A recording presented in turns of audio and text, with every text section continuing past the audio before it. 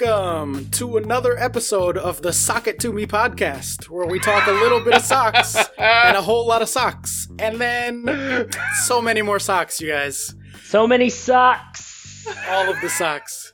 No, just kidding. We are the Miles Offside podcast. We talk a little bit of football and a whole lot of socks more recently and everything else. My name is Oscar Puente, also known as Footy From Afar.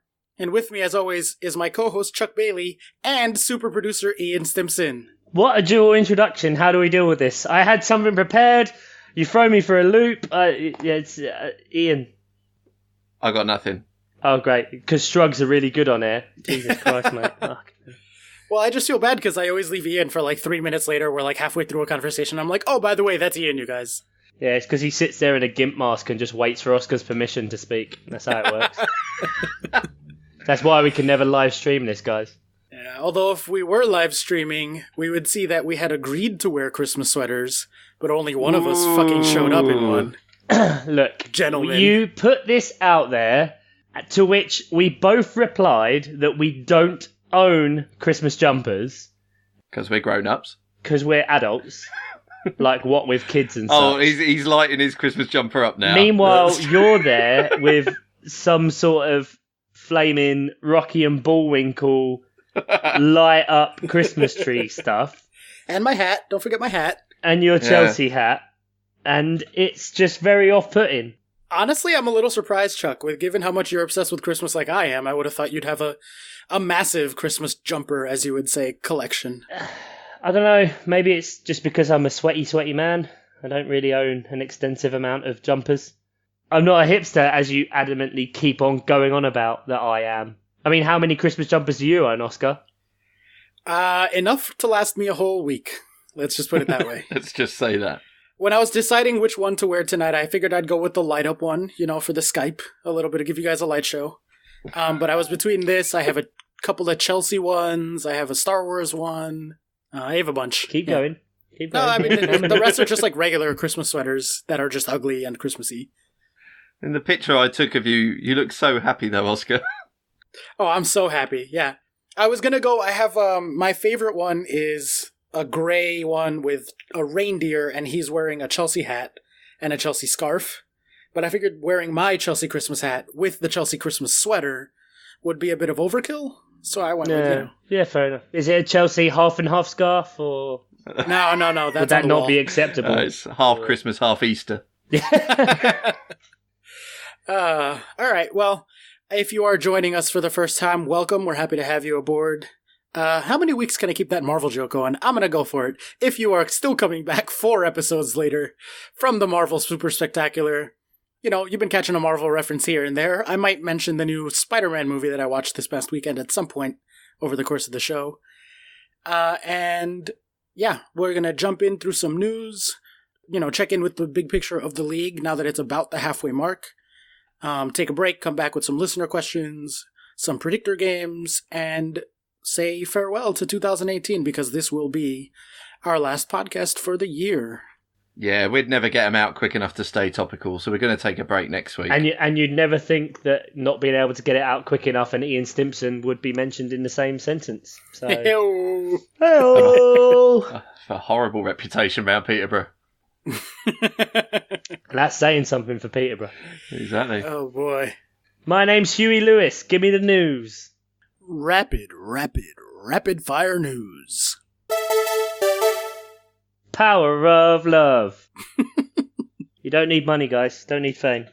Don't need a credit card to ride this train. I love the fact that you are happy to do 80s music references when you're like 28 or whatever. 27, but keep going. Fucking hell.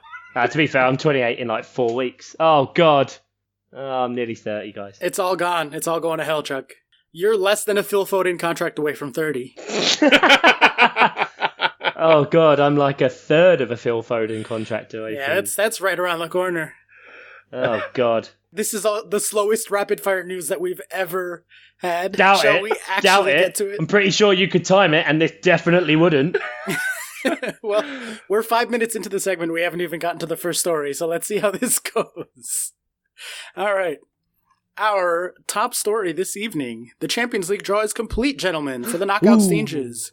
Liverpool have been lucky enough to draw Bayern Munich, while Man United got PSG. Do we think that either of those teams or both of those teams are going to make it through? I don't think there's really any team that you'd see Liverpool get drawn against and you wouldn't think they had a chance, really, because against Bayern, obviously Bayern are such a big team, but they've been very much out of sorts this year. Yeah. What other big teams could they be drawn against? Barcelona, that would have been if it had been very interesting if that could have come out, or Real. But I don't think Liverpool have anything to fear really off of anyone. So I think it's very interesting. There's a few of the English teams obviously have like slightly easier ones. City got Schalke and Tottenham got Dortmund. Yeah, and they played each other last year. Now Dortmund have been absolutely on fire. They're rocking the Bundesliga, doing some filthy NFL-style trick plays on free kicks. I don't know if you guys have seen that. The dummy and the cell and the conversation before, it's perfect. Like, give it a little look, Oscar, and it's well worth the price of admission. I really enjoyed that. Really well done, yeah. Yeah. All right, I'll be sure to check that out. So if you had to put your money right now, how many English teams are making it past the round of 16? 2 for sure. Which two? City and I think City and Liverpool go through. Yeah. Okay. Tottenham, even though they did well against Dortmund last year, I wouldn't count either side out of that. United have PSG, right? PSG, yeah. Yeah, PSG should just rip them apart. I think I'd go 2 also, although I'd take the 2 Manchester teams. City because they're amazing, and United for the lulz. Munich, you were right, had started off really poorly the season, but they've kind of started to turn it around. And as good as Liverpool are, I don't think that they're a match for Munich when Munich are playing well. And then Dortmund are just going to run riot on Tottenham. Tottenham haven't been that good. They've started to turn it around recently, but Dortmund are on fire. I don't see that going very well for Tottenham at all, but you know me, I'm terrible at predictions, so probably the other exact opposite thing. Hold it for the second half, buddy. Okay, all right. Ian, anything to add there? Even being overly positive, I cannot bring myself to think that Man United are going to beat PSG. So no. And to be honest, let's face it, there's a part of us that doesn't want it to happen. I don't want it to happen. And I do support English teams in Europe. I haven't got any nonsense about that. But I just think for the, like you say, for the lulz, whatever chaos happens at Man United is absolutely fine by me.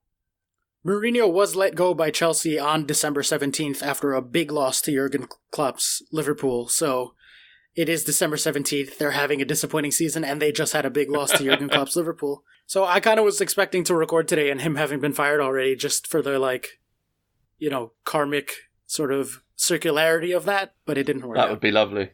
The wheels on the bus have fallen off. Anyway. All right, well, next story. Crystal Palace to be offered the chance to sign Yaya Toure. Chuck, put it back in your pants. Put it in your pants. This according to readcrystalpalace.com, who is citing an article by the Daily Mail, who is citing an agent who said that West Ham and Palace will be offered Yaya Toure. So, about as non-legitimate as the story goes. But, Chuck, do you want Yaya at Palace? Yes or no? Hang on. Much like following an episode of Game of Thrones, I'm still trying to trace that line back through the ridiculous of... Nah. I love Yaya Toure. I think he's great. And he always used to score against Palace. And that would probably mean that he wouldn't do anything. And usually when we're linked to sign someone, and also West Ham are in competition, because that always happens. Always, yeah. He'll go to Turkey. And that's what happens. The thing is, Palace couldn't even keep him in birthday cakes because your kitchen's riddled with mice, isn't it? Yeah, but that's at the training ground, so it's just whether that one would be produced there, yeah. It's a good time, guys. Oh, bugger off. We won. We beat Leicester, all right? Just sod off. I'm not that depressed this week. I'm just marginally, because we lost to West Ham 3-2. And do you think they'll have a Great British Bake Off style competition, and then whoever wins gets to sign Yaya? We can make the best birthday cake. Yeah, exactly. Great British Yaya. All right, well, moving along from Crystal Palace to another team that has a lot to do with this podcast. Peterborough's owner proposes Premier League draft-style loan system. Premier League clubs should loan young players to teams in League One and League Two using an NFL-style draft, says Peterborough owner Dara McAnthony. Ian, do you want to see some Chelsea youngsters on loan at Peterborough? If he's saying it, then he's got a motive for it. He wants to have more loanees around, doesn't he? I think it was weird because he sort of fleshed this out over a thread of about 10 tweets. And then when people sort of started maybe pointing out some flaws, he just did what he often does on Twitter and just got really pissy with them. Which is what he does quite a lot. But I mean, I love him. He's great and he's good on Twitter. He's really open and honest, and I really like him. And he puts up with a lot of shit from posh fans when he puts so much money into the club. It's insane, and I hope he never goes. But that's a real radical shake-up. Yeah, well, in terms of the specifics of it or the logistics, he would like all 20 Premier League sides to choose 5 players to enter the draft, with each of the 48 teams across League One and League Two choosing 2 players to take on season-long loans. Quote, "Can you imagine the entertainment every June? This show is filmed live, all 48 clubs go to Wembley and the young players are there. They wait in a draft room until the number is called and then they're presented. It's the kind of spectacle that draws big viewing figures in the US." It does sound good. I'm not against that idea whatsoever. I think it's obviously like it needs a bit more refinement, and you have to wonder, obviously, how does it work with wages, etc. But I assume other clubs have done this, but Palace this year have offered to get their players out in experience. They've offered to pay the wages of players from the youth systems to teams that want to loan them. So I think there's definitely demand out there, and I like the idea. I think something different like that doesn't fundamentally ruin something of the game, so people can't go, they still will, won't they? But it's not as much of a change as say VAR, but it gives something that all of us have been crying out for, and getting young players to get a chance playing for teams to actually go out there and also do it in an interesting way, in a fun way, and to mean that there's a bit of investment and a bit of competition, and they get spread out everywhere. Plus, then it increases the quality at the lower league clubs, who are also finding new players, who then it feeds off into the other team. So I quite like the idea. I'm not against it. He is right on the entertainment factor. I mean, Sky would absolutely love it. It'd probably be bloody pay-per-view, wouldn't it? They'd probably sell it as a 15 quid, like the boxing. I'd pay to watch that. Absolutely. Yeah, that sounds really fun. I probably would as well. Yeah. And Ian, they could complete the trifecta of our clubs having owned and or played Ruben Loftus-Cheek, right? Because he went to Palace on loan. Now he's at the Posh. I'm not sure he'd quite lower himself that far. Well, it doesn't matter. He doesn't get a choice. It's a draft, mate. It's a draft. I hadn't thought about it. He's forced to play for us. Yeah, I quite like that idea. Yeah, he would destroy League One. I like it now. Yeah. All right, we're in. We're all in on that draft idea. Cool. Moving on. Manchester United manager Mourinho says Liverpool were quote, better. For now. I like that you have to specify Mourinho as well, just in case. Now, yeah. Right. So Mourinho said Liverpool were quote better, stronger, faster. Was he just listening to Daft Punk on the way into the match? Better, stronger, move it better. Is he just trying to forge himself a new career? Is that the link with like PSG? Is to get himself into Daft Punk, so then he becomes an honorary Frenchman and then replaces Thomas Tuchel? Or is he trying to chat up Kanye West because he thinks they'd be good buddies? Because they do seem like they'd get along really well, right? Why? Because they're both mental. Yeah, exactly. Just both like totally self-absorbed, sociopathic pricks. Nothing's ever their fault. Yeah, exactly. No, to be fair, it's good to know that Mourinho isn't blind, and that he still appreciates when a team can absolutely batter him. But he said stuff like he was exhausted in the first 20-something minutes watching Liverpool play because they were just so fast, and he doesn't have any physical players, and you wonder when he bought Pogba and got Lukaku in, and no, they haven't done well. They haven't done well at all this year, have they? Really, or in the past, or in teams they're not physical, and they can't really live up to the demands of top flight football. And Jose's had no money to do what he wants. I mean, it's none. No money at all. None whatsoever. No. And Liverpool fucking spanked them. It was 3-1 and 2.5 to 0.8 on the XG, so exactly 3-1. That's a fucking spanking. 'Twas the night of a dicking. Yeah. To make it festive. Oh, that's beautiful. Beautiful. All right, and our final story for the evening. Gentlemen, brace yourselves. For the first time this season, Manchester City were beaten on XG. Oh. Oh, yes. Oh, Yeah, yes. the Everton, yeah. That's right, Everton. Manchester City 3, Everton 1, but the XG was 1.5 to 2.0. First time that's happened all year, which is crazy in and of itself, but also, what is going on with City? Yeah, Richarlison was really wasteful, though. That is the only reason. I know, they were so bad. Yeah. They wasted so many really good chances right from the penalty spot. Yeah, they really did. Yeah, I wouldn't worry about it, lads. They play Palace this week, so fine. That's exactly the kind of random match that Palace pulls out, for the record. Yeah, well, we ended their winning streak last season, so... Is that true? You hadn't mentioned that 90 times this... I mentioned it once. Thank you very much. Once, like last week. I will get dicked like 7-0, man. Nah, I think you guys will win. You're an idiot. Don't. Jesus Christ. You go join the Jose Kanye crazy train right now, bud. You're doing it without Zaha now, Chuck. Come on. Oh, we did one game. It's one game more than you did the rest of the season. Yeah, the rest of all time, I think. Since like 2009 or something stupid. Before that, though, it was Jason Punchin. How bad was that? That our old, like our stat now is like, oh, we don't win without Zaha, and you're like, okay, fair enough. But for about 3 seasons, we didn't win without Jason Punchin in the team. Jason Punchin, who almost went to prison for hitting a man with a belt like a year and a half ago. Okay, I need to look that up. I've never heard of that. That's amazing. He took off his belt and swung at someone. Honestly, I'm surprised he'd go for the belt instead of just punching him. Ew! Hey! Boo, boo, boo, boo. What was that sound? Next.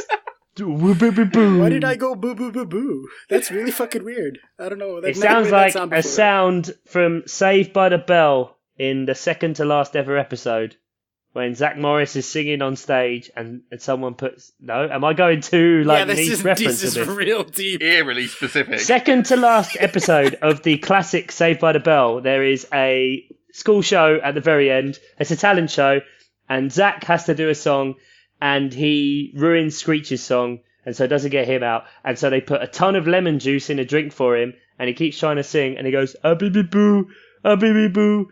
And just look it up, guys. Had it jumped the shark by then? Yeah, it was the end, to be fair. It was done. Maybe it was the last episode. And then it was the college years. Yeah, it didn't really... Yeah. And then it was Showgirls, and it just didn't really... No, that wasn't a direct line, Chuck. That wasn't was it not? Oh. I thought that was like the film. No. Well, that wraps it up for news for the week, which means it's time to check in on the league, look at the big picture, and put our money where our mouth is. Gentlemen, before the season started, we made some predictions. They were notably horrible predictions. In some cases. I mean, I'm not naming names, but, you know. Specifically your cases. Yeah, well, you know. Me and Ian are all right. But now, 17 matches through the season, mostly halfway through the year. And given that this is our last podcast of 2018, we figured we would come back, put some names down for top 4, relegation, and maybe even throw a golden boot prediction out there. So, Chuck, I'll leave it to you. What do you want to start with, relegation or top 4? My team's going to probably feature in one of those. And it's not the good one. Because why does Southampton have to start winning a game? I can't say games because it was just one. But like ending Arsenal's winning run, unbeaten run, all of that, just out of nowhere. Bloody. So you want to start with relegation? Then? We're starting with relegation? Yeah, I guess, guys. Yeah, let's start relegation. Who's getting relegated? I'll say, how about this? I'll say one team that I think is definitely getting relegated. Okay, you say one team that's definitely getting relegated, and what I will do is I will compare it to your predictor league. Oh, that's beautiful. Yeah. So I tell you what. Don't give me one. Give me 3 teams. Don't try and predict the 3 teams that you did No, say. no, I won't. I'll give you who I think the 3 that are going to get relegated now are. Because now I have enough information to actually make decent predictions on. But Oh, really? Yeah, okay. my 3 are Burnley, Fulham, and Newcastle. Fair. Burnley are, without a doubt, the worst team in the league. Like, I know that they have 12 points, but they're fucking terrible. All of their underlying stats are trash. They're somehow overperforming their own terrible stats despite being terribly terrible. So if I could put all my money on Burnley to go down, I would put all my money on Burnley to go down. Fulham just don't have the defense, and they can't seem to win games. And then of the other teams, and there are a few, that third spot is sort of the hardest one to call, I think. I'd probably go for Newcastle, because I just don't really feel like they have much going on. And I don't see anything changing for them over the course of the season, whereas I could see some upside to some of the other teams. As you mentioned, Southampton started doing better. I think Palace are going to start catching up to their numbers because they're wildly underperforming. They should be way higher up the table. Yeah, I think Newcastle are going to fall down. I know they're in 14th right now, but that would be my 3. Yeah, I think the only thing that, Mike Ashley's trying to now sell the club by January, I think, or something. But I'm pretty sure he did this exact same thing last year. I was going to say, this is about the 3rd year on the trot that he's been trying to sell the club by January, yeah. Yeah, so I wouldn't hold your breath on that, Newcastle fans. But yeah, I'd agree with that. And I think unless Newcastle do spend a bit of money and sort themselves out, it could be quite tough for them. And I think you're right about Burnley as well. It's just been a horrendous fall from grace of like how high up the table they were last year. And, the losses they've had have just been crap. They lost to Palace, for God's sake. That is what you're basing that on, isn't it? Pretty much, yeah. But then also I like Burnley because they then beat Brighton. So, like swings and roundabouts. I don't know if I like them. You wonder where there could be a case if Burnley then stay up. Do they then become a Stoke or a West Brom? A team that's just always there, always exists. Doesn't quite have the mid-table anonymity kind of thing going on. But no one really wants them there anymore. And then it's a bit like, oh, great, they've gone. You look at the teams that got relegated last year. Or was it West Brom, Stoke and Swansea?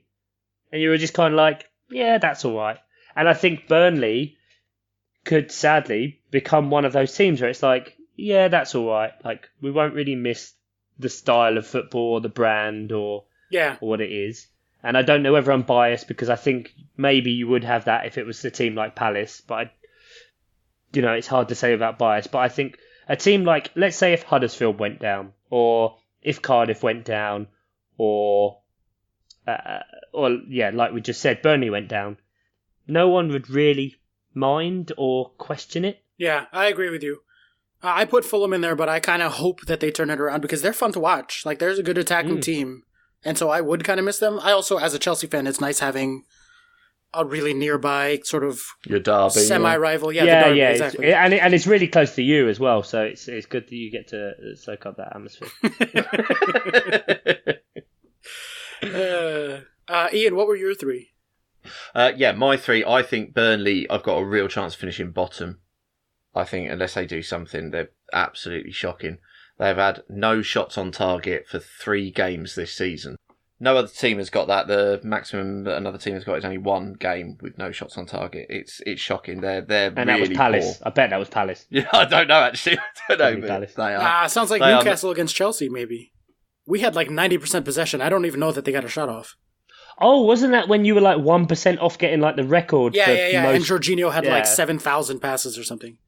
Exactly 7,000. Yes, I'm pretty sure That's that was what the it was. stat that came up on Match of the Day. Exactly. Yeah. My other 2 would be Huddersfield and Cardiff. Huddersfield don't look good to me at all. I mean, the game they had where they lost to Newcastle, they had all the possession and could do nothing with it.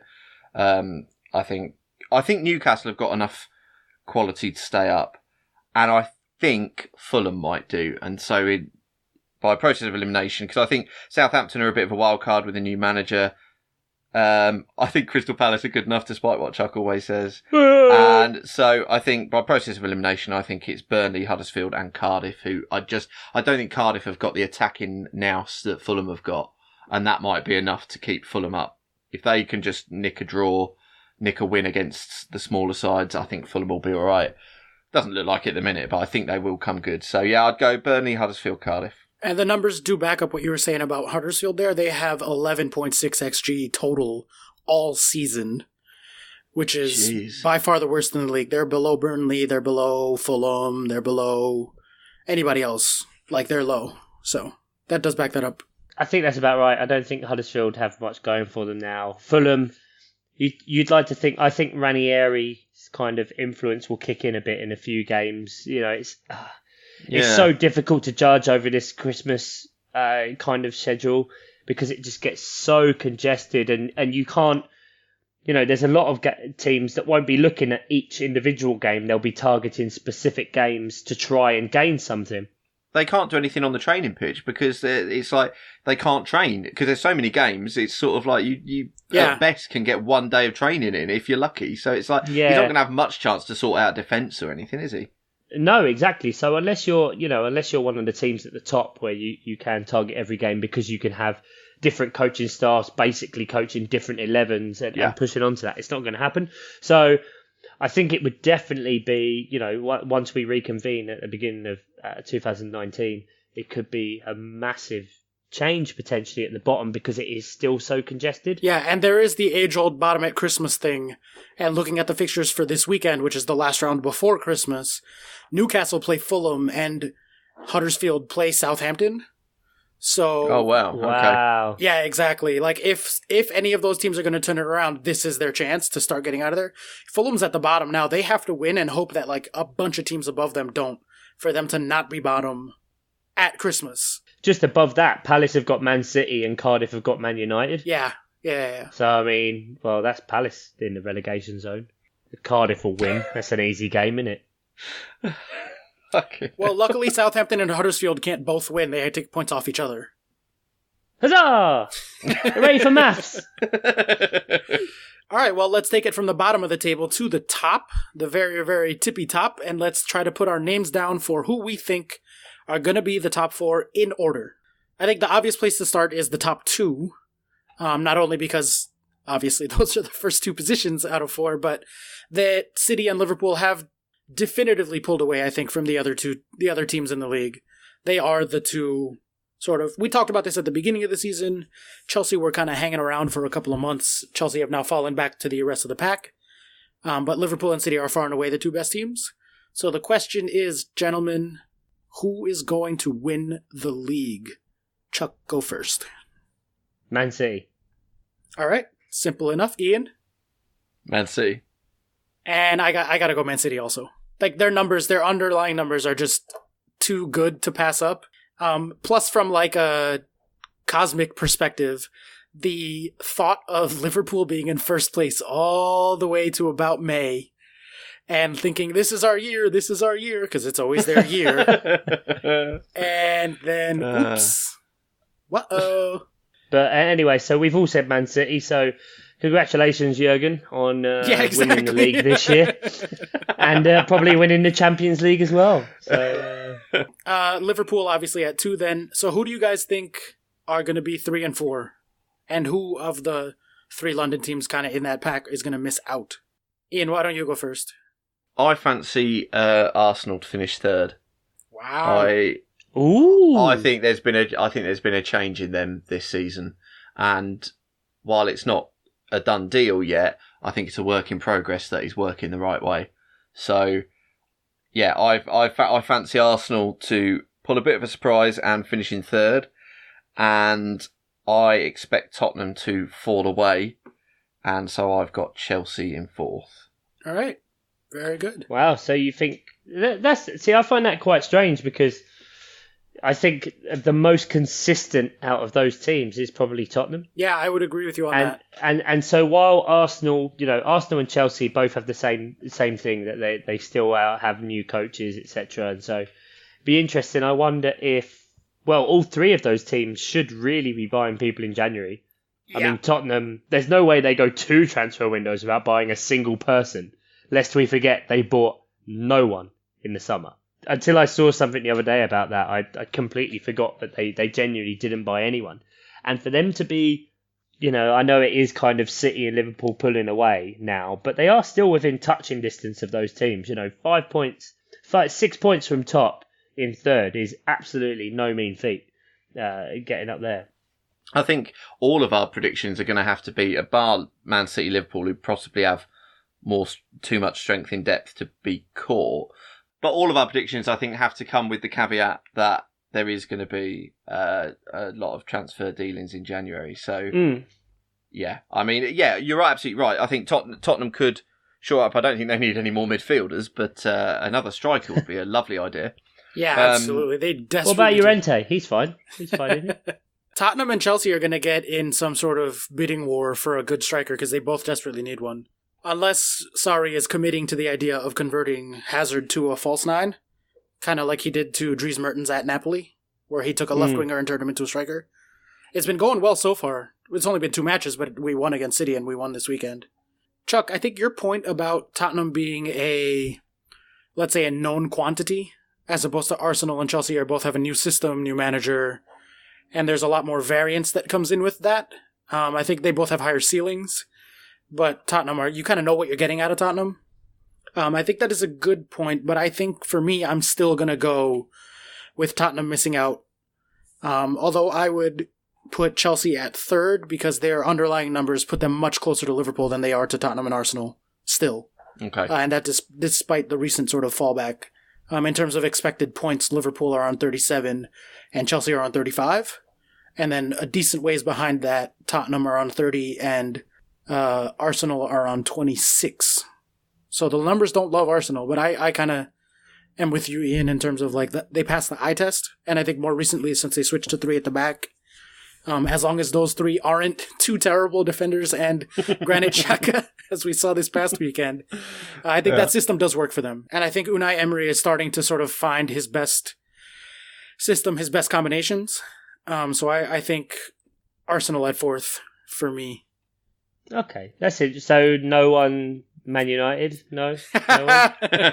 Man United at 4th? You're a funny guy. Oh, man. Yeah, I'm a funny guy, but interestingly, it's where both of you put Man United in the Predictor League, guys. Yeah, absolutely. But who could have predicted everyone could have predicted, but we didn't predict the absolute shit show that Man United became. I mean, yeah, because no one could have predicted Man United would be about 6th, would they? None of the 3 of us would put Man United. This guy couldn't keep it in his fucking pants until the actual Predictor League segment. Judge, he's leading the witness. Yeah.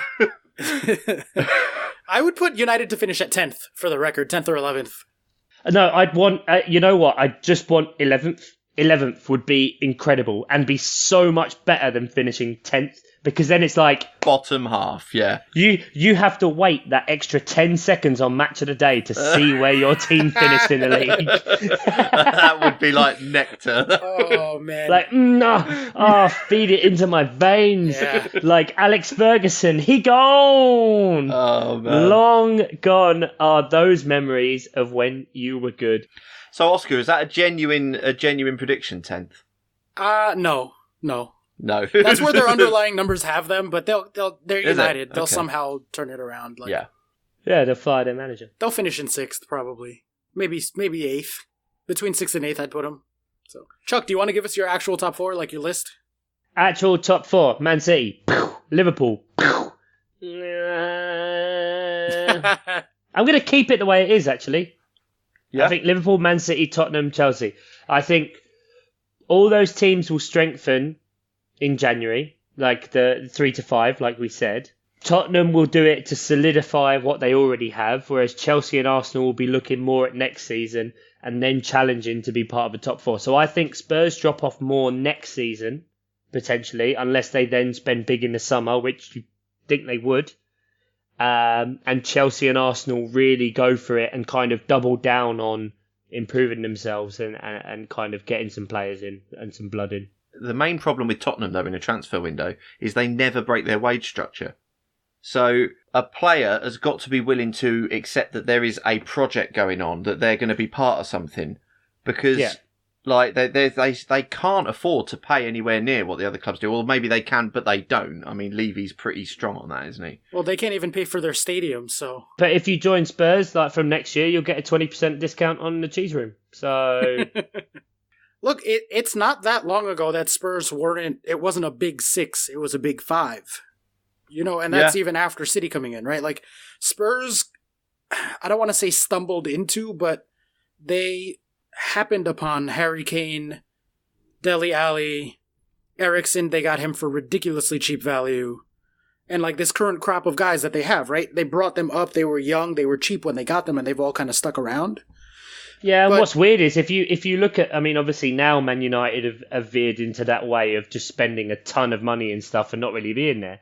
But if you think about it, you know, from the outside, they're kind of, Spurs are the ones who have kind of earned that place more than paid for it than any of those teams. Yes. So Man City, obviously, to buy out Liverpool now, is spending lots of money. Chelsea, we know about. Arsenal, obviously, did really well with Wenger, but have also spent a load of money. And Manchester United have just pissed it up the wall, evidently, according to Mourinho, or not spent any, according to him. And Spurs are the ones that have just actually built, and it's kind of the most sustainable and predictable and consistent of the models. Yeah, but the flip side of that being that if they don't then start spending money, they're not going to be able to stay there, because the chances of finding another Harry Kane, who was unknown at the time, is like impossible, right? Like if you want to keep yourself in that conversation, keep yourself in that top 4 situation, like you have to transition to buying known quantities, bringing in expensive players at least sometimes, right? Agreed. All right, cool. Let's wrap it up then with a quick golden boot prediction. Chuck, you can't just say Mitrovic. Why I mean, not? you can if you want to. Gonna say Own goal. VAR. Just because it's so hard, because like Man City are an absolute wrecking ball, score 1 billion goals a game. Yeah. And so every different player shares it, but you kind of still, even now, want to say Harry Kane. Do you? Because I don't. Yeah, I'm gonna go with Aubameyang. Oh, you motherfucker. Oh, nice. That's what I was going to go for. That's what I was going to go too. Oh, no. There you go. Hell. Oh, bollocks. All right, well, just to be different, because one of us has to be, I'll go Raheem Sterling. But yeah! It seems like the official answer of Miles Offside podcast is Aubameyang. Yeah, and some sort of Sterling's got to be on the rise this year. Yay. Topical. Hashtag satire. Ugh. Yeah, that is how it always goes, isn't it? You make a joke about Brexit and then you go, oh, Jesus. Oh, fuck. I saw a good tweet the other day that was like, because I don't know if you guys saw on SNL, there was a skit about Brexit. Yeah, that was bizarre. Oh, good. So someone tweeted, oh, fuck, even the Americans are laughing at us now. Oh, that's a worry, yeah. Oh, the God. absolute state of us, right? I suppose when you're at the bottom of the barrel and they're both kind of there, it's just very much a sideways kind of thing. Exactly. It's like Burnley look at Fulham and they're like, oh, Fulham are shit. Yeah, and it's like, we can say that because we're also shit. Great. All right. Well, on that note, that wraps it up for part 1. So stick around and we'll come back with a nice holiday-themed listener questions. So we'll see you in a bit. Who's going on a holiday?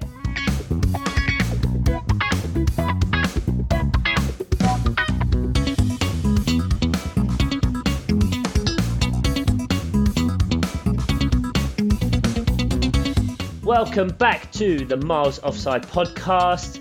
We've done some football chat, and so you know what part 2 is all about. It's all about where you guys get involved, give us some questions, and allow us to really unleash what we've been containing inside for so many years. If you've got anything you want to vent, anything you want to contribute, any questions you want to ask, points you want to raise, then get in touch with us on the Twitter at Miles Offside Pod. You can reach us on Facebook for Miles Offside, or email us milesoffsidepod@gmail.com. These guys did it. They gave it to Ian. He curated them. Ian Stimpson, the floor is yours. Well, the first thing I wanted to bring up is this is something I definitely encourage listeners to do. Johnny OG on his very late Saturday night, going into Sunday morning, listen to the Miles Offside podcast. He decided to live DM us while he was listening. I encourage this. This is a good thing. I got really confused because I woke up to 9 messages from John OG because obviously the shared Twitter account. I was like, what is he sending me all these messages about?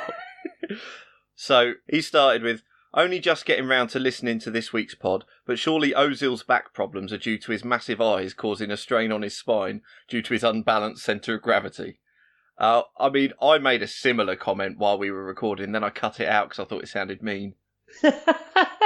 But you won't be cutting this out because someone else said it. But I'll let Johnny OG take the bullet on that one, because his next comment is, how is Stimmers 1 year younger than me, the old So... John OG, we know what the OG stands for. Old git.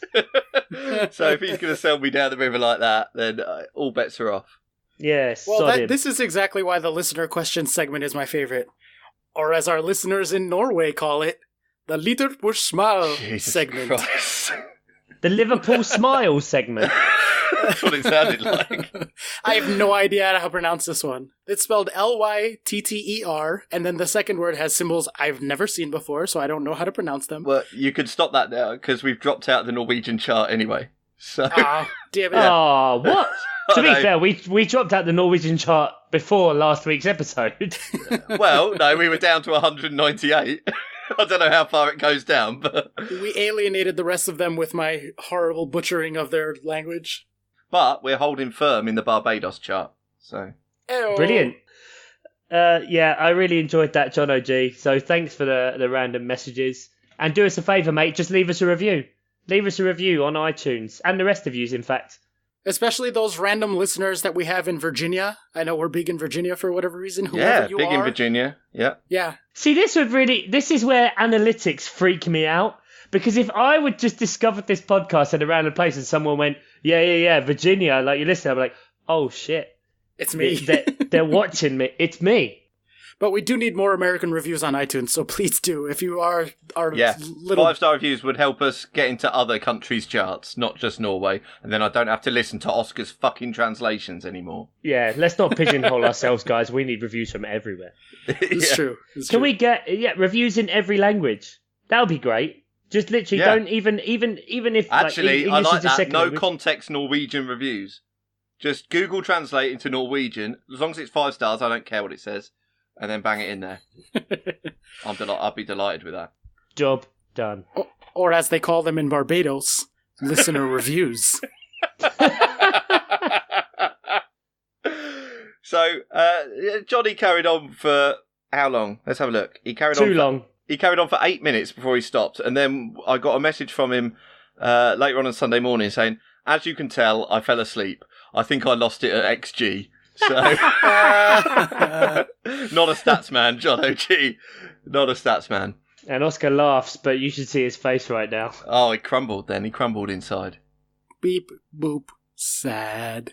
But then, so he listened to the rest, and I'll give him this one. He comes back with, agree with Stimmers, Wensleydale and Cranberry can fuck right off. OP's suggestion of cheddar highlights the state of the cheese industry in the US, where that plastic shit is king. I mean, the amount he railed off about aerosol cheese last week just kind of shows that Lost all they credibility. need is a bit of Pilgrim's Choice. I'll have you know that I was the founding member of the Wine and Cheese Club at my university. Whoa, hang on. I thought you didn't like wine. Yeah, based on your taste, mate, that club is garbage. Yeah, mostly it was just me and 2 friends, and we got the school to give us money to go eat cheese. How the hell did you manage this? You just fill out some forms, man. Fill out some forms. Make a club, get paid to do stuff. Did you get some sort of like bursary kind of supplement from the school as well? Yeah, exactly. Yeah. They gave us money for our weekly meetings and monthly outings. How much money? Not a lot. It was Give me a number. I don't know, a couple $100 a month. What? For 3 people to go have cheese? What meeting do you need to organise for 3 people? Oh, we're just going to go have some cheese. Yeah, all right. No, we would just hang out at my friend's apartment. Couple £100. I'm stunned that you could get funding for a wine and cheese club. You don't even like wine, do you, Oscar? No, we never bought wine. Not once. God, unbelievable. He just bought grape juice and left it out on the side for a few weeks. Yeah. And I'll have you know we were the Wine and Cheese Society, not the Wine and Cheese Club. Thank you very much. Yeah, that would be very uncouth. It was a lot of cheddar. I really, really love cheddar, so I would just buy like pounds of cheddar. Oh, God, that's amazing. Adam P, who started off the cheese chat with the revelation for Oscar that there might be sort of cheese you eat at Christmas. He came in with some cheese recommendations. He said M&S do a Stilton with blueberries. I mean, what do you think to that? I haven't tried it yet. I'm not sure I will. I mean, it's a slight step up from Wensleydale and cranberry, because Wensleydale is a flavourless cheese, really, and cranberries... Exactly, that's the problem. Cranberries kind of just taste dry. But blueberries have got a flavour. Stilton's got a flavour. I don't know. I just wonder if it might clash a bit. But it's M&S in it. It's M&S, so... Should be good, yeah. Should be good. So Adam P tweeted again about cheese with a picture, a Spanish blue cheese called Cabrales. Come at me, Miles Offside Pod. So I've gone and bought some Cabrales, and I've had it breathing all through the first part. Breathing? Oh yeah, it's been open breathing. And I'm telling you, this fucking thing stinks. It's really, really smelly. Can we have a look? And yeah, I'll give you a look. You can tweet that later. Hang on, let me get my crackers out of the way. Get my crackers out of the way. Yeah, put your trousers on. Put your trousers on, mate. And yeah. Right, this absolutely stinks. So I'm going to try a bit of this. I've got the red wine on the go as well. I'm going to try a bit of this. You should have known. We could end up making this a segment that we all eat the same thing at once. And hold on, I can go grab a slice of Kraft Singles. No, you're fine. You're fine. This chunk cost me about £5 as well. I was absolutely done.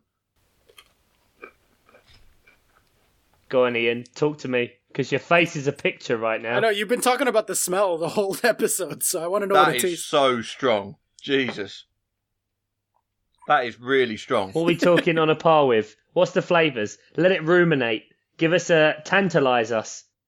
Sell it to us. What's it like? It's just mould. Penicillin.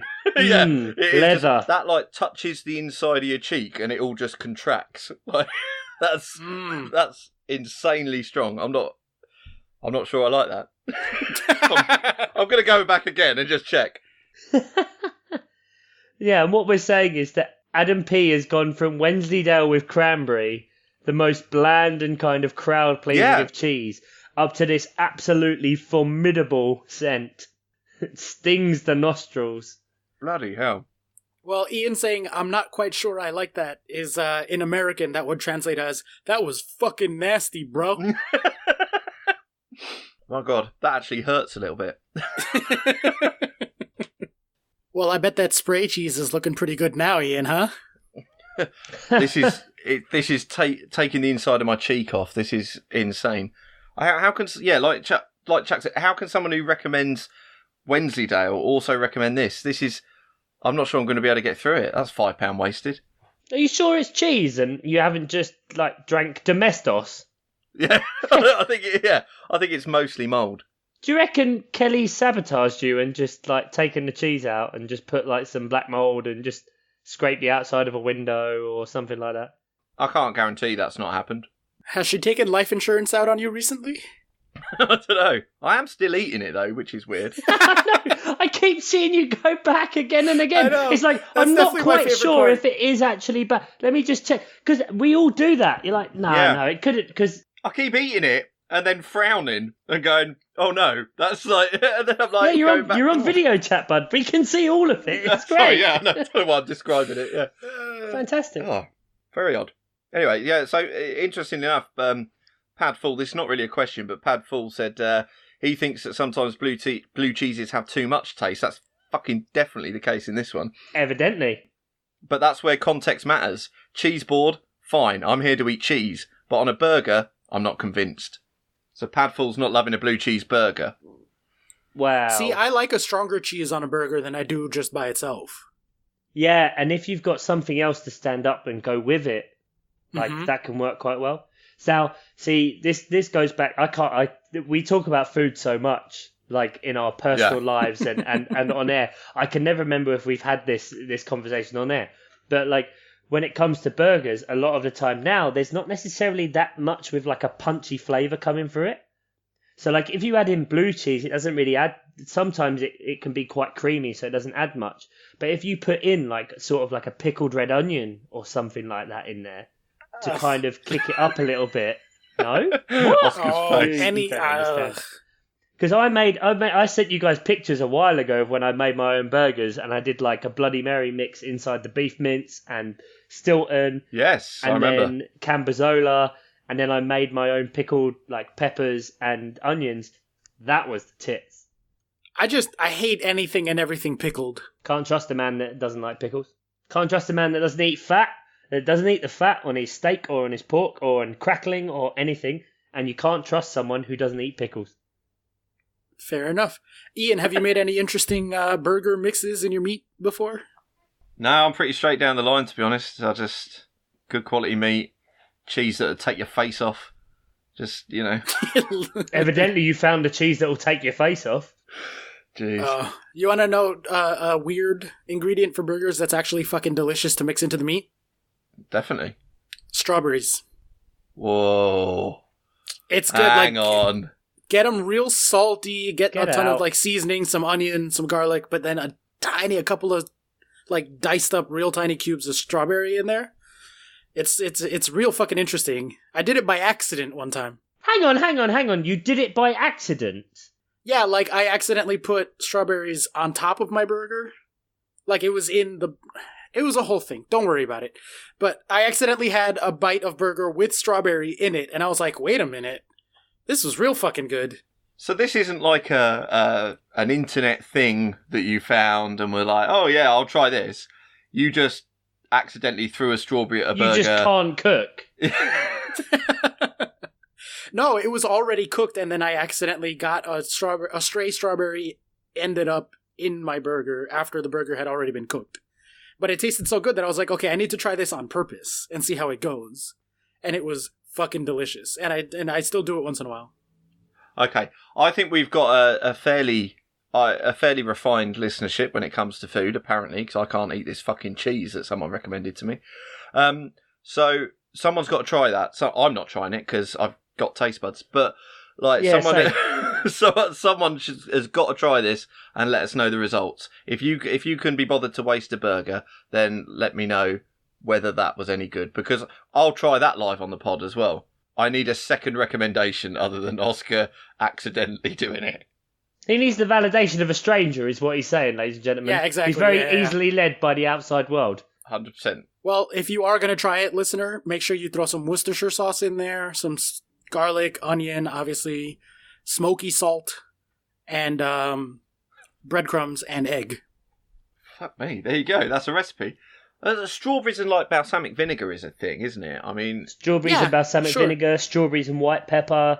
It works as flavour combinations, but I wonder, especially as someone who works in the food industry, what kind of preparation practices you've got going on. The fact that a strawberry can just fall into your burger.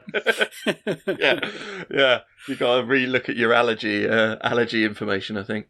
It was at a summer barbecue. I had a burger, I had a fresh fruit thing, and I had fruit on my plate, and one of the strawberries kind of made its way across the plate. In all seriousness, this could end up being a thing, and it could be like the Miles Offside burger. Maybe I will try it. Maybe I'll try it next week. All right, there you go. That's revelatory. That is. That could be amazing. Okay, we'll stay on a food theme, and we're going festive as well. Because why break with tradition? Why would there be any other questions on a football podcast? So, Johnny OG actually asked us some questions. Then he said, "Do you like Christmas pudding? Does Oscar know what Christmas pudding is?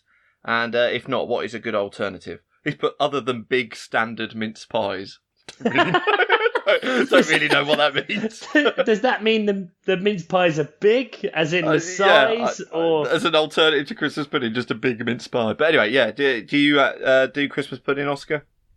I know of Christmas pudding, but I don't do Christmas pudding. No, I don't know that that's an American thing particularly, or if that's just not my family. Yeah. But I definitely know about Christmas pudding. Definitely an English thing. But yeah, Christmas pudding, a decent Christmas pudding is a beautiful thing. I only came to like Christmas pudding when I was a bit older, like until recently blue cheese, but now that's been ruined for me. But like, yeah, Christmas pudding is only something I enjoyed when I got older. So it's like sultanas, prunes, apricots, like steeped in booze for a little while or whatever. Then what is it? I don't know, like you know, it's like all a suet chopped up. pudding. Suet, yeah, exactly. It's a really, really stodgy cake with stone fruit. Yeah. Like it's rock solid. Like if you Yeah. threw it at someone, you could knock them out. Like, but then you cut into it and it's really soft at the same time. It's You steam it for hours and then yeah, it's good. And then you pour brandy on it and you set it on fire. Yeah. That sounds awesome. Anytime you get to set stuff on fire at Christmas, like, that's a good Christmas. Yeah, exactly. Yeah, exactly. it's a bit of a showpiece, but yeah, it's definitely I think it's more for like older people and stuff like that, because yeah, I didn't Thanks, like mate. it until I got to be an No, I said I like it as well. I consider myself Remember, he's only half a Phil Foden contract away from 30, so he's getting there.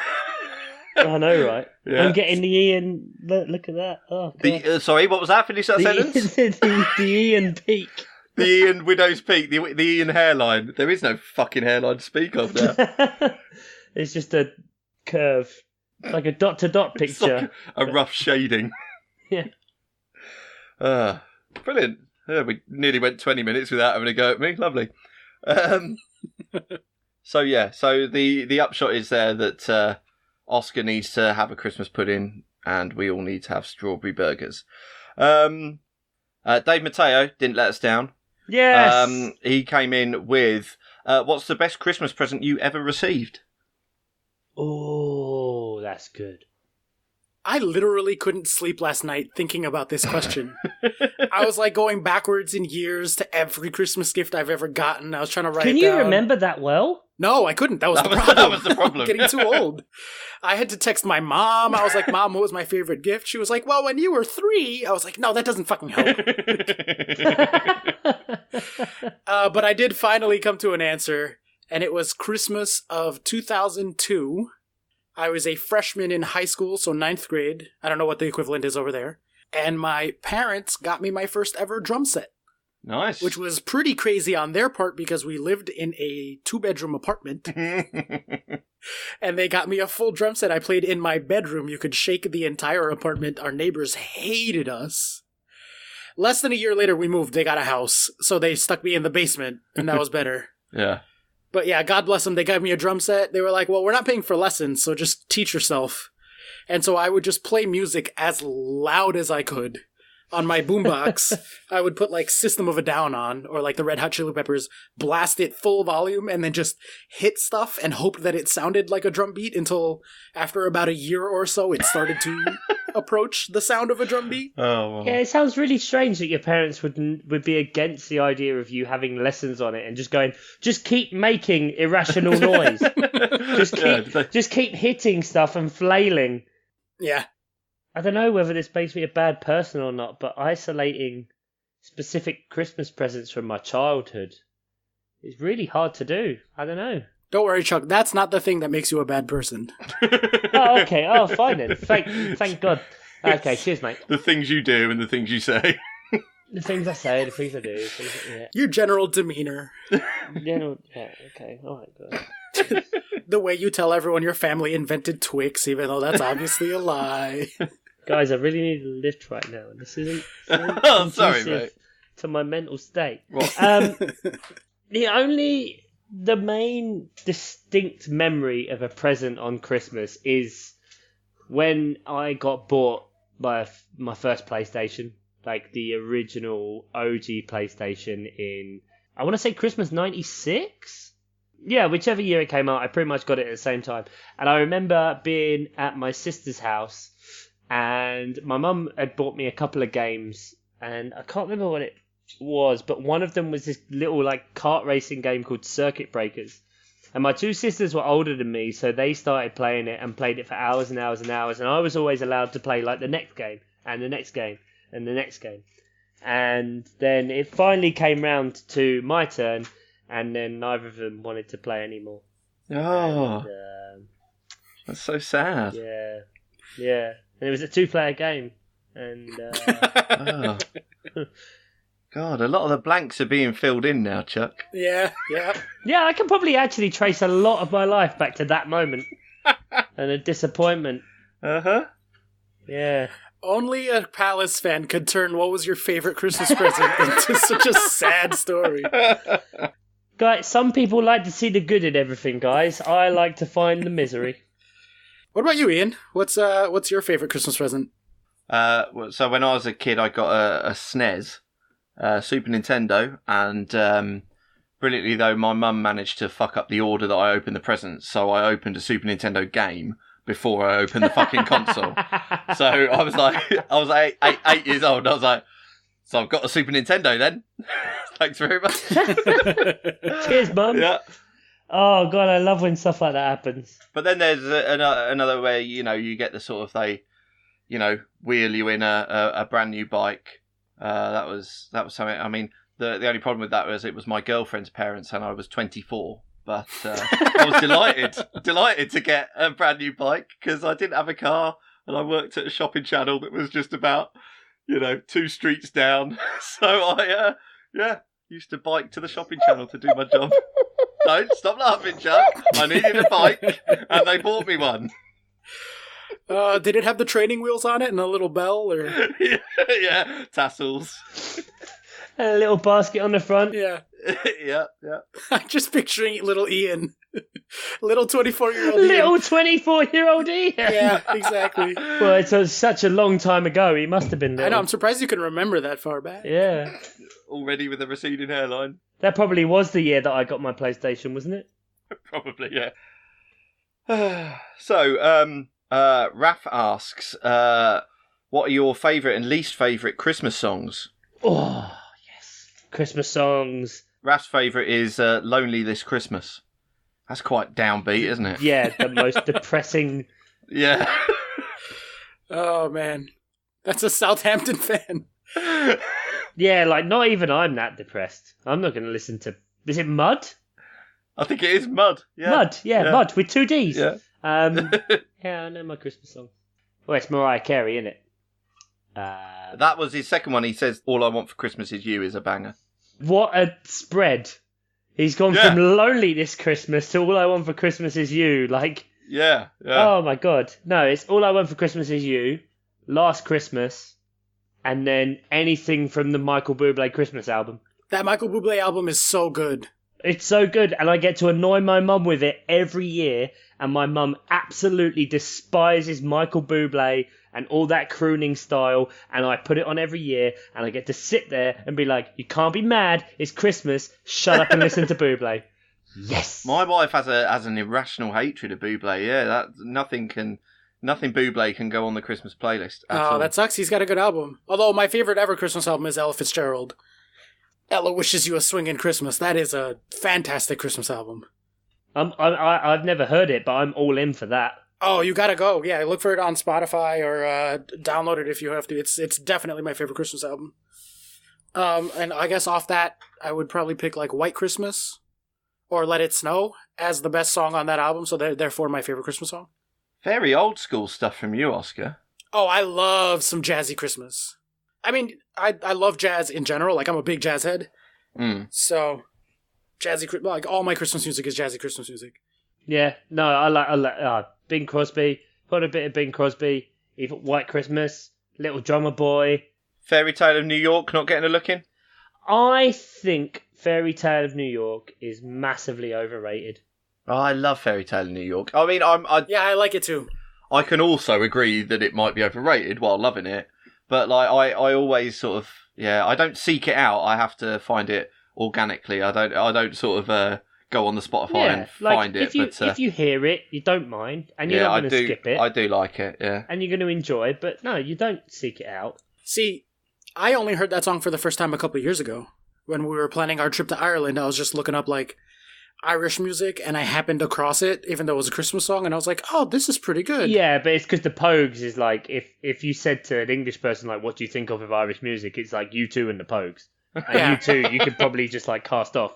But the Pogues is just everything apart from that is just mental music. They're the kind of band that you could go see live and never have heard a single one of their songs ever, and just have the greatest Still time. have a great night.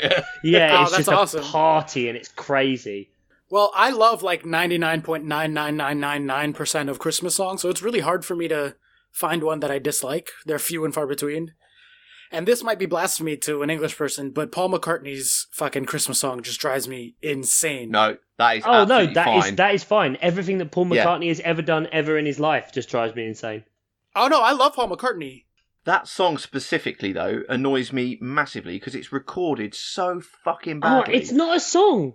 And it's It's out of key. It's not even a song. itself. It's a vague idea of a keyboard riff. Yeah, it's just... Okay, good. I'm glad we can agree. That song is atrocious. Simply having a dog shit Christmas time, Paul, and piss off Yeah. while you dance around your house in your music video. Okay, I should just point out to the listener that while Chuck is swearing outrageously, he is holding his baby up to the Skype. Because my girlfriend is going to the toilet, yes. That's fine, but you're still just shouting obscenities in your daughter's ear. She's like 9 weeks old, guys. She doesn't understand any of this. Oh, they're a sponge. She's going to be Bollocks. spouting that shit back at you. Oh, Bollocks! Yes, it's fine. God. This is awful. Why do I get the feeling I'm going to be describing this to social services at some point? Yeah. No, I think you're exactly right. Paul McCartney is awful. Well, that one, and also fucking, I don't know if you guys have this one over there, if you've heard it, but Santa Baby. Like the Eartha Kitt old one? Yeah. Why are you trying to fuck Santa? What are you trying to suck Santa's dick for? It's Christmas. Like, back off, lady.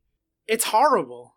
Santa baby, I sucked your dick for some Christmas gift. Like, what are you doing? Fuck you. Get out of here. Oh, I love that song. It's brilliant.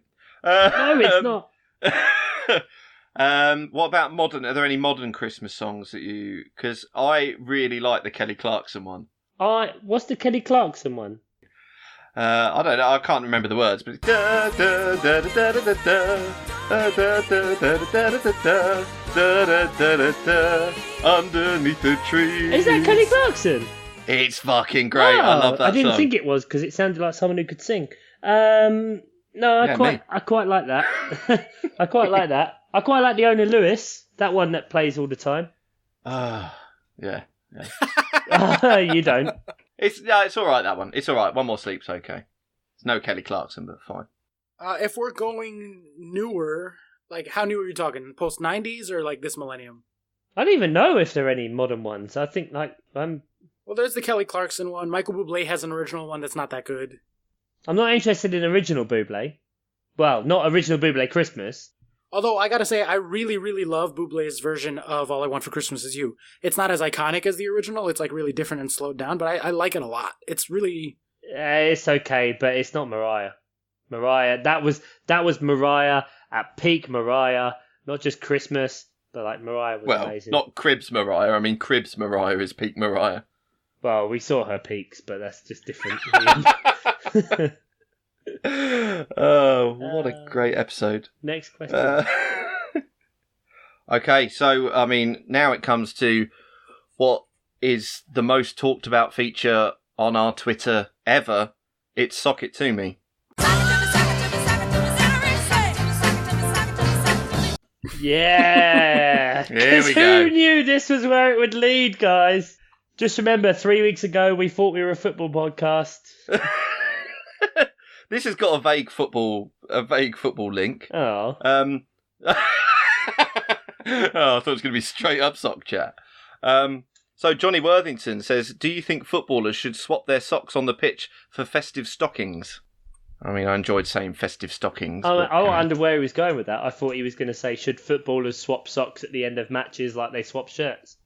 Oh, it's disgusting. Yeah. That is really gross. Mucky. Doesn't happen so much at the end of games anymore, does it? Swapping shirts? Yeah, it does. All the time. No, nowhere near as it used to be. Literally, like every game, you'd see players swapping shirts. And now yeah, they just back in the day. Yeah, now they always throw it to like an opposition fan who's like got a shirt, like a little sign saying like, "Oh, Hazard, give me a shirt." And then Eden Hazard throws it to a Brighton fan because that makes sense. Or some douchebag in a half and half scarf. Yeah, some prick who's got like 18 different Christmas jumpers for the same team, or like a hat. But no, festive stockings. Yeah. I mean, they could, but they don't really wear the socks anyway, do they? Because they cut them off at the foot. Do you not know this?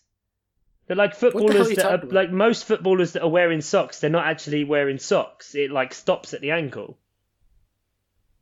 No? No, I can't say I did know that. What? No. Okay, so what are they wearing then? They're clearly wearing something.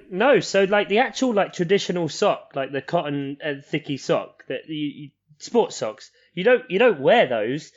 Like they don't, because they say that it means that there's too much of a barrier between the foot and the boot. So a lot of players say that there's no connection with the ball and they don't feel as in control of it and all that kind of stuff. So, and I know this happened recently, and I saw pictures of it with like Roberto Firmino, that like they actually cut the sock off at the ankle, and then under that is like almost like a compression sock. So they wear a boot that's slightly smaller, so that they feel like they have more control, and then the sock is actually cut off at the ankle and then tied round the foot with like electrical tape and other stuff. So they're wearing leg warmers like fucking Madonna? Yeah, so effectively the sock is like a leg warmer, and once it goes past the boot, because obviously there must be. There's obviously rules to do with like team colours and stuff that you have to wear a certain thing, but like once it's past the boot, it doesn't matter. And yeah, I don't know if you've played, Oscar. I know, Chuck, you've played football, but like, so were you a sort of socks pulled right up to the knee sort of chap? Socks up, no shin pads, mate. That's how I roll. Fucking hell, madman! Don't mess about with shin pads. I'm not a fucking coward. I doubled down, so I would pull them all the way up and then fold them down so that they were like a nice kind of lip below the knee. Yeah, I don't know. There's this new revolution now of players' socks going above the knee, which I've never seen before. And the only reason I started noticing it is because on the new FIFA, it's a setting you can do. And I was like, there's no players that have their socks above their... Apparently there are. There are lots of players who have their socks above their knees, and I don't care for it. Well, I got a sock question because Dave brought it up. I don't know if it was on our Twitter or just to me, but he said, surely the best answer is barefoot. So I'm curious to get your guys' takes on barefoot. What do you mean, barefoot in football boots? No, in life. In life. Would you rather have... Chuck, let me phrase it this way. Would you rather have a brand new, perfect pair of socks, or would you rather be barefoot? If I'm wearing shoes... No, obviously wearing shoes. None of us are heathens. Well, I don't know. No, because I know some Australian people, and you say this with heathens, and it's appropriate for Dave Mateo. Heathen. Too far. I know some Australian people that would not, they're so used to wearing thongs, as they call them, or flip-flops, that they would wear shoes without socks. And that, to me, is one of the most unholiest of holies and horrendous. Yeah. Now, if I'm round my house, I enjoy not wearing socks because I want to feel fresh and free.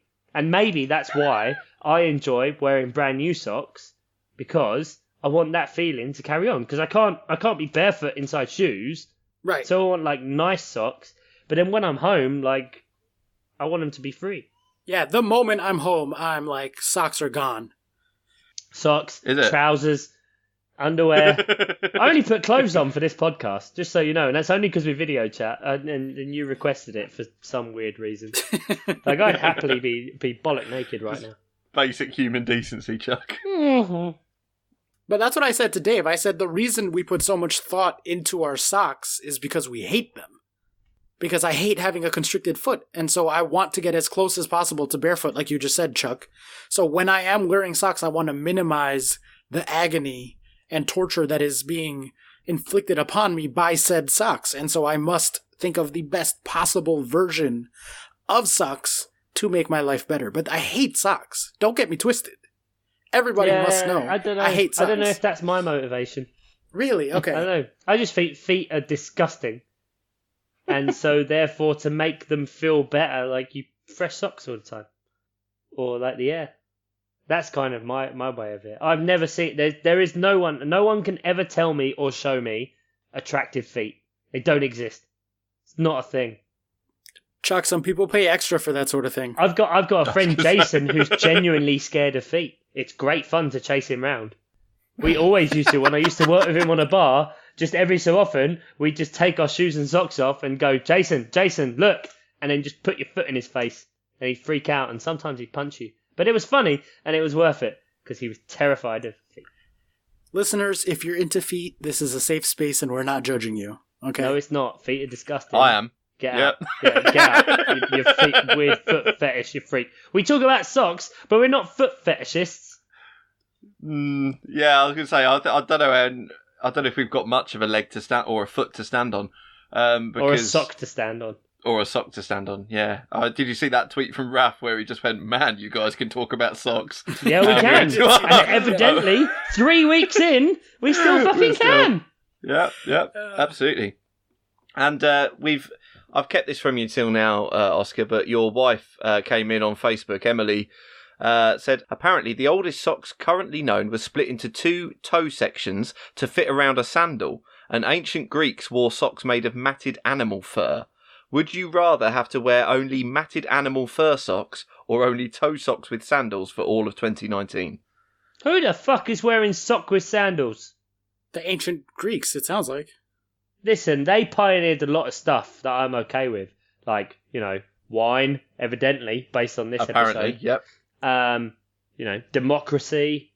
But I'm not on board with that. No, get rid. I'd go for toe socks over disgusting fur matted socks. animal fur. Yeah.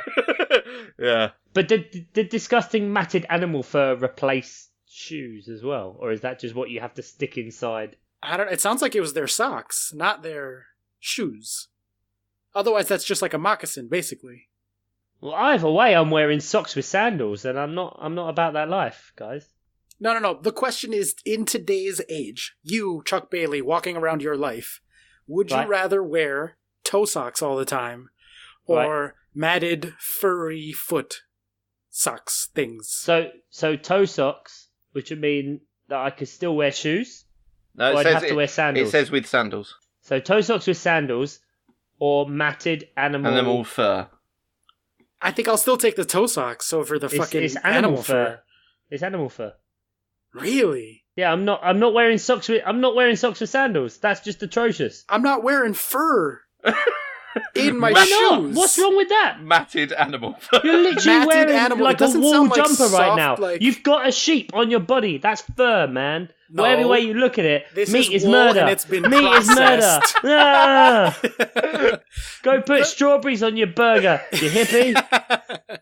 Nah, man. Specifically, though, like matted animal fur sounds gross. Like, I'm not putting that shit on my feet. No, it's fine. Oh, it's fine. It's all right. Chuck says it's fine. I'm not wearing socks and sandals. I mean, I'm fine with the toe socks completely. I have like, oh god, no. Oh. Carry God on. damn it. Carry on. Ian controls the edit, buddy. So it's whether this stays in awkwardly or not. And Twitter questions you. So you may as well come out of it now. I used to do competitive mud races. Like obstacle races, like a Tough Mudder. You guys have Tough Mudder over there? Yeah. Tough Mudder, Spartan Race, all that stuff. I used to do that. And to help me without losing my shoes in the mud and to still have grip to get over the walls and stuff, I had those awful shoes that are toe shoes. Do you know the ones I'm talking about? Yeah. The name of the brand is Vibrams. They're good for running. And I used to wear them to the mud races. So I'm used to wearing things on my feet that are like, have specific sections for specific toes. And it was weird at first, and then you got used to it. So I definitely would go for the toe socks.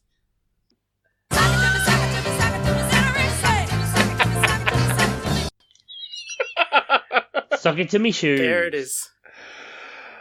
Oh dear. We've got links to Amazon.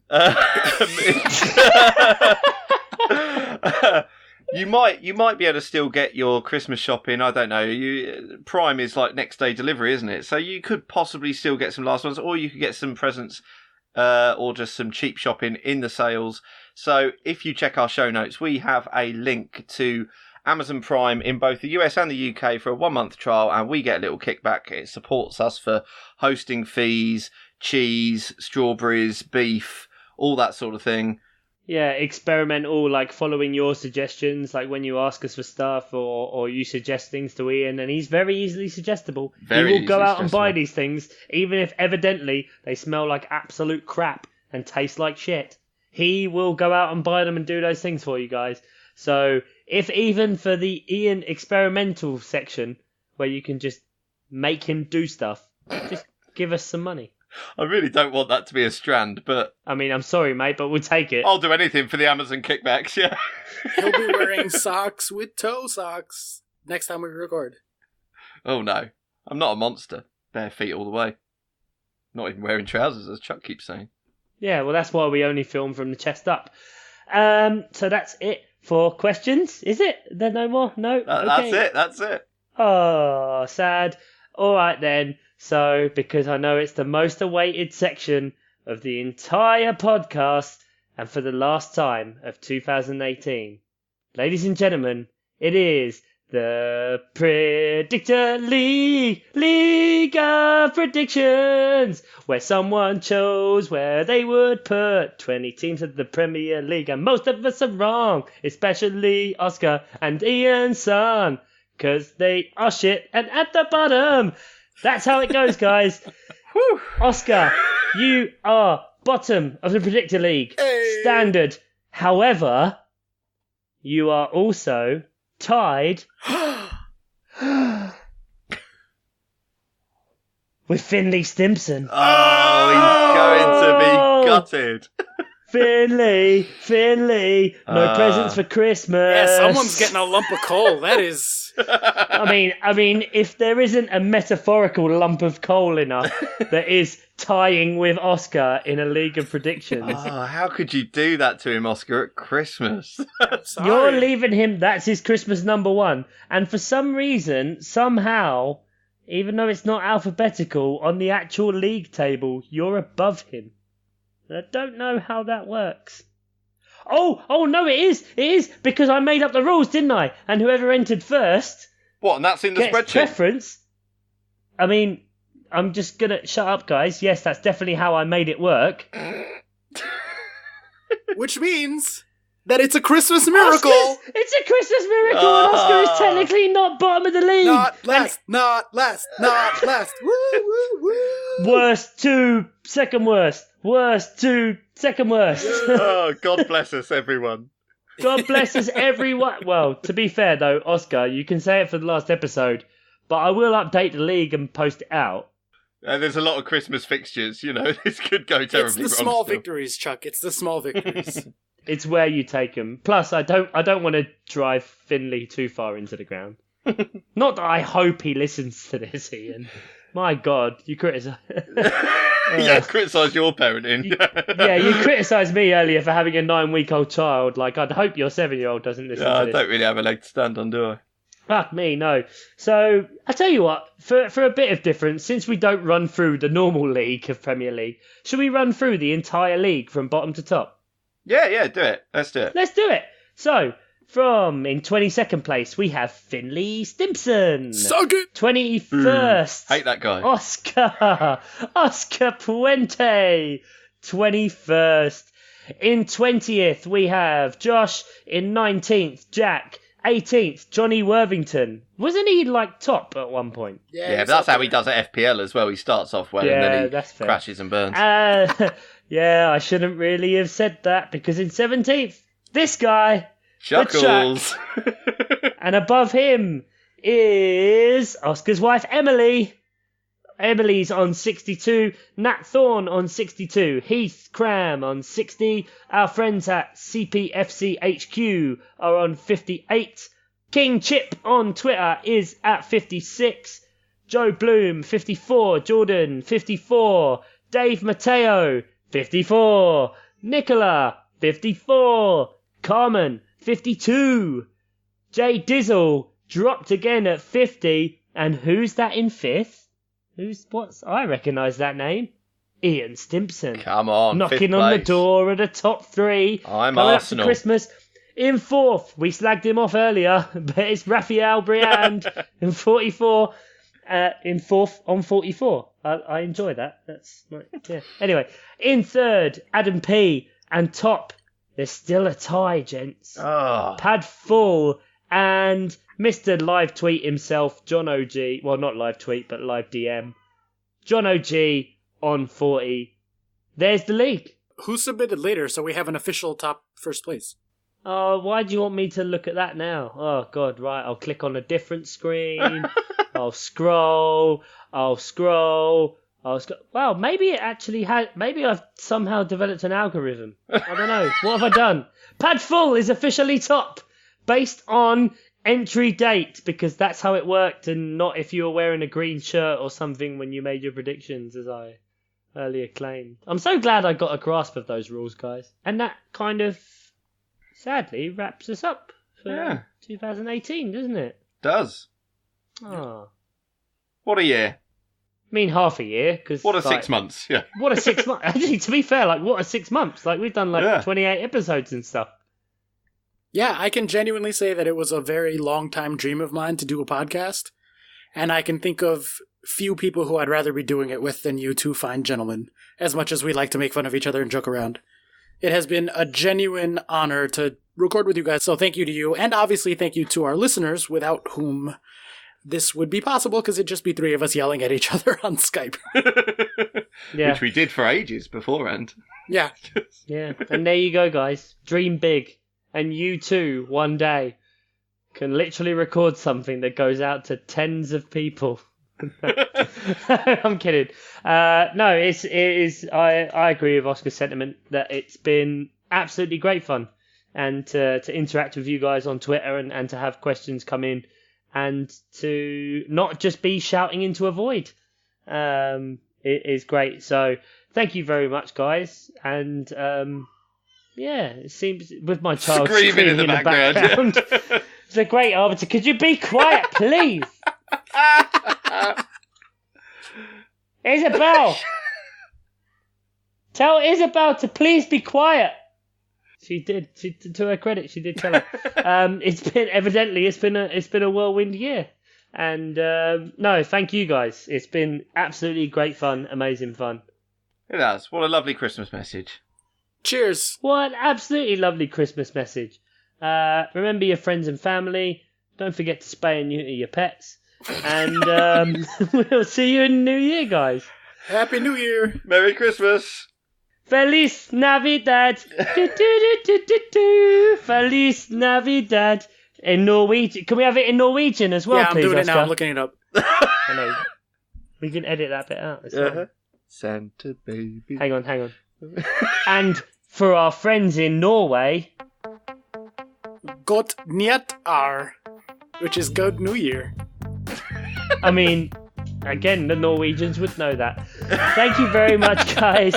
Feliz Navidad. All I want for Christmas is my two front teeth. Take care. Bye-bye. Bye.